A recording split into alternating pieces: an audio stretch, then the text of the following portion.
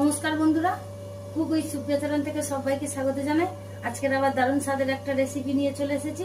আজকের বানাবো এঁচোড় চিকেন। তো এঁচোড় চিকেন বানানোর জন্য আমি কি কি নিয়েছি আপনাদের একবার পরিচয় করে দেবো। আসুন, প্রথমে এই এঁচোড় আর আলুটা সুন্দর করে কেটে লবণ হলুদ দিয়ে সিদ্ধ করে নিয়েছি। এই পেঁয়াজ কুচি, কাঁচা লঙ্কা কুচি, আদা রসুন বাটা, জিরে বাটা, জিরে আর গরম মশলা একসঙ্গে বেটে নিয়েছি। এখানে পোস্ত আর চালমগজ একসঙ্গে বেটে নিয়েছি। গোটা গরম মশলা নিয়েছি, ফোড়নে দেবো। আর এখানে নিয়েছি চিকেন, এঁচোড় চিকেন বানাবো।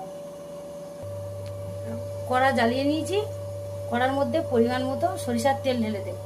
গরম হয়ে গেছে, দিয়ে দেবো গোটা জিরে ফোড়ন, দুটো ফোড়ন, এলাচ আর দারচিনি আর দুটো তেজপাতা ফোড়ন দিয়ে দিলাম।